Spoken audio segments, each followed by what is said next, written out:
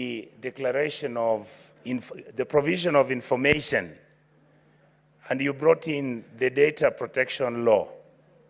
When I walked in, that is actually what you said. You said that it's not possible for you to avail information so that we can know who has received social protection money.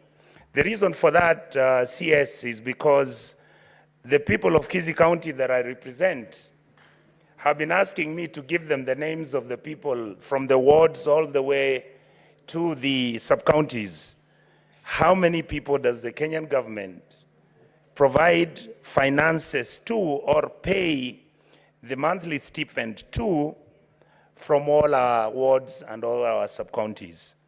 CS, I believe that the law doesn't stop you, because essentially the argument you're making is that you cannot disclose that information, and I believe that could also be the clever way on how you're trying to justify and say that you can't give us the names of the people who have gotten jobs ever since the government started signing the bilateral agreements. CS, we want that list. The reason why we want that list is that Kenyans, we have a bad habit. When we are given an opportunity to look for things which we call Kenyan, we only share them with our tribes and our friends, our cousins and our families. That list is the one which will show the equity, the fairness and the distribution of those jobs that you are giving out there. So the first question I wanted to ask you is, can you please promise this House that you're going to provide that list, and it will be a genuine list, and it will be an honest list? Number two, and Madam Chair, I really got confused because when I came in, there was a wonderful question that Senator Kavindu had raised, and this had to do with the Kenyans, because this is a matter she's held personally. The question I wanted to ask the CS is that, does he think, and I could suggest that, Your Honorable, you could engage with CS, with the Chief Secretary Musalia. Do you think, or don't you think, that as we sit in this House, that it is actually us as a country, we are busy complaining how the American government has never compensated Kenyans who are injured from the bomb blast which took place. But the reality is, it is our responsibility as leadership in this country to make sure that this House can pronounce itself so that even when the Americans are busy in court trying to figure out this issue, don't you think that as Kenyans we need to compensate our people who died and the people who actually were blown up during that bomb blast which took place in Nairobi? I think, Madam Chair, Madam Speaker, we've been extremely irresponsible and casual the way we handle this matter. And lastly, I want to ask the CS, I hope you can... Honorable Senators, you are actually supposed to ask just one question. Thank you. I will stand down, Madam Chair. Thank you so much. CS? Thank you very much, Senator Onyonka, for your questions. In terms of provision of information, we have with us in our offices the payroll. And because it is important, and I totally agree with you, we don't want ghost people being paid. We want people to say, huyu mtu analipwa, atumfahamu ametoka wapi. I have no problem of any individual member of parliament in the National Assembly asking me, can you give me specific information, so that, because I can be able to give you that information, so that you can be able to double check and ensure that those people that have been listed are within your area, so that you can also help me also identify, maybe some have passed away and they're still being paid, others are moved to other counties and they're still being paid under the name of your county, etc., etc. The other question that you asked about we don't have a problem giving the names of Kenyans who have gone overseas on these jobs. We have the list.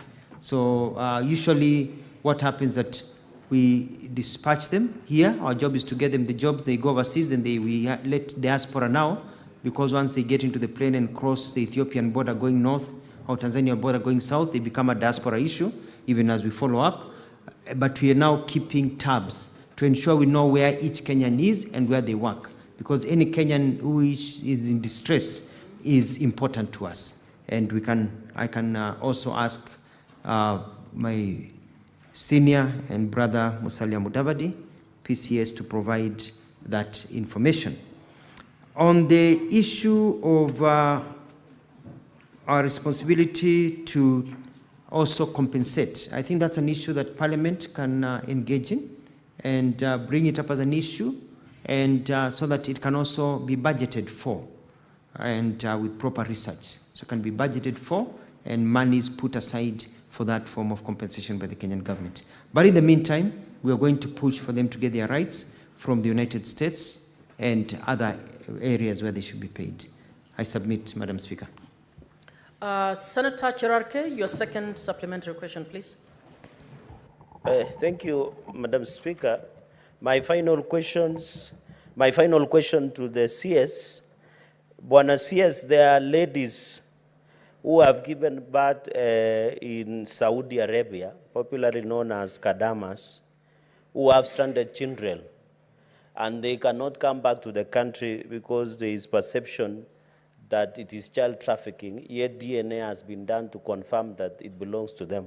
What is the ministry doing to ensure that they are able, through the diaspora department, that they are able to come back home without having those restrictions from that country? I thank you, Madam Speaker. CS. Thank you very much. When I was in Saudi Arabia, I met families. I met a lot of single mothers with children born in Saudi Arabia. And I engaged the Saudi Arabian government, and they said that because of the issue of child trafficking, they cannot just allow a mother to just take a child and say, this is my child, and come home. Because they realize very quickly, a girl is coming home, another girl says, chukua huyu mtoto pelekea mama yangu.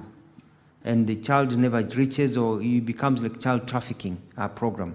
Therefore, we agreed, and they have instituted a DNA system. So the mother undergoes a DNA with the child, and there's verification that this is actually your child. And then a permit is given for you to travel with that child and leave the country. Basically, they are protecting so that a mother doesn't wake up and say, my child is missing. And you look for that child, unakuta aliingia ndege na Mkenya ama Muganda ama another person from an African country, Nigeria, Tanzania, anywhere, na ameenda. And walisema na mtoto wao. So it's also protecting our children who are born in those countries, so that the mother knows that my child, hata akipatikana kwa barabara, hata toroshwa, apelekwe nchi ingine akauzwe huko, because a DNA will need to be done. So we worked on that, and now we have safe houses that are continuing being set up, so that when a mother is in distress, a child is in distress, there's a safe house where you can actually go and say, that is my child. So there's an organized system to protect them.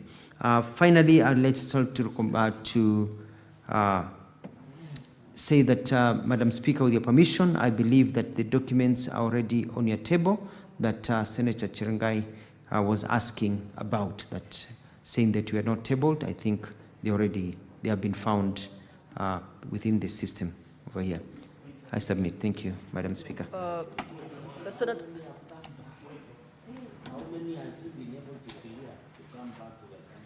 Madam Speaker, if I can answer that question that I overheard, is that he wants to know how many children have come back. I will.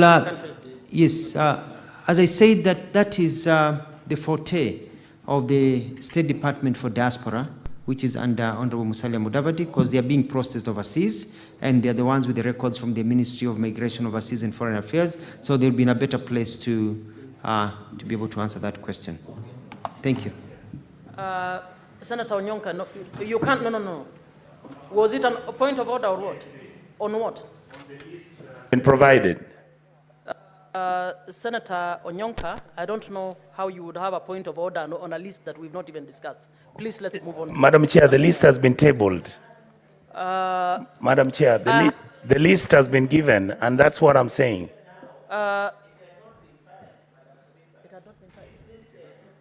Yes. And the list doesn't have individuals and it just has numbers, madam. There is no information on this thing. Senator Cherarke, do you want to just speak to the list quickly? Madam Speaker, you know, when you table documents, you know, the Senate has the jurisdiction of High Court, as you are a senior counsel in this republic.